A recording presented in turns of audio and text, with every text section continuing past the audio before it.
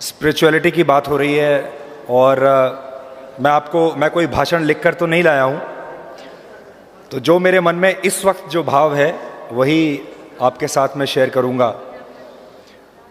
यहाँ आने के बाद एक ऐसी अनुभूति हो रही है, मैं पहली बार यहाँ पर आया हूँ और एकदम ऐसा लगा कि किसी बाहरी दुनिया से हम लोग यहाँ पर आए हैं। एकदम अलग दुनिया है और ऐसा लग रहा है कि हम लोग किसी बहुत गरीब देश से आए हैं और अचानक से किसी अमीर देश में आ गए हैं।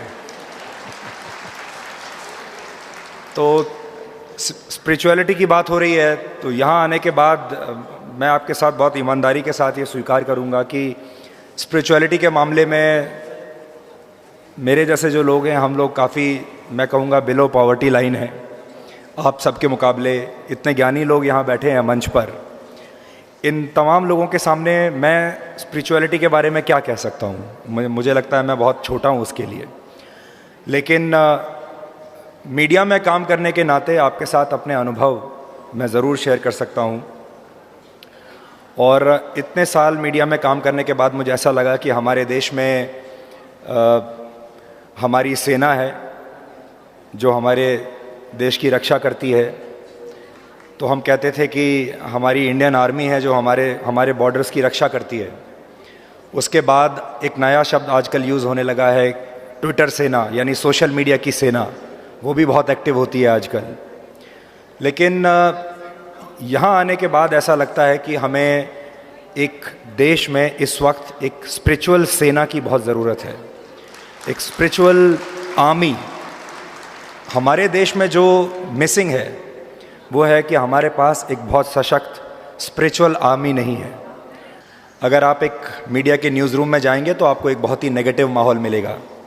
और इसीलिए मैं आपसे बार बार ये कह रहा हूँ कि मैं अपने जीवन के हर रोज़ 24 घंटे में से कम 13-14 घंटे तो न्यूज़ रूम में बिताता हूँ और वहाँ माहौल बहुत नेगेटिव होता है।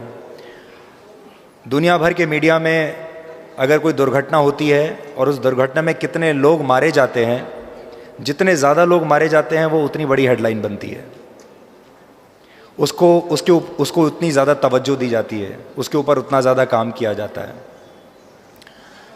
और इसीलिए मैंने आपसे कहा कि जब मैं यहाँ आया, इस हॉल में हज़ारों की संख्या में लोग मौजूद हैं, तो एक जो आपने देखा होगा कि आप किसी को मिलते हैं तो आपको नेगेटिव वाइब्स आते हैं और कहीं किसी जगह पर आप जाते हैं तो आपको एक पॉजिटिव वाइब्स आते हैं।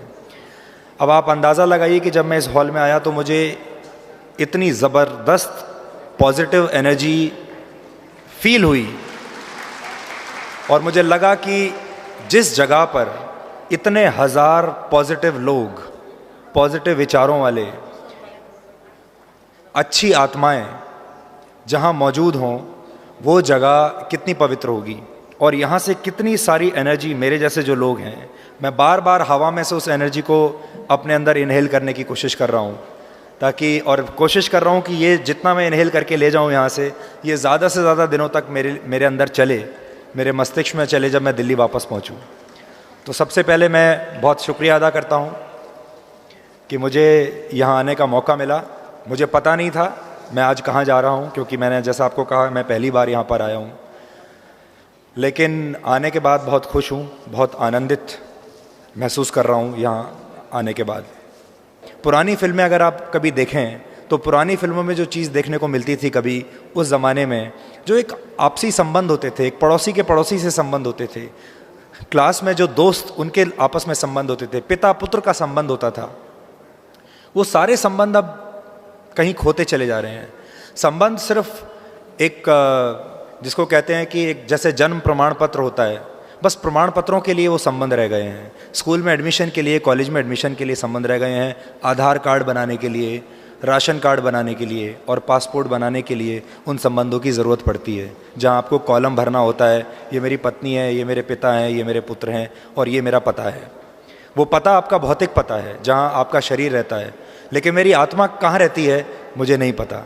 अगर उस पासपोर्ट में किसी ने ये लिख दिया तुम्हारी आत्मा कहाँ रहती है, तो ज़्यादा से मुझे लगता है ज़्यादा लोग ये बोलेंगे कि मैं तो जानता ही नहीं मेरी आत्मा कहाँ रहती है, कभी अपनी आत्मा से मिला नहीं।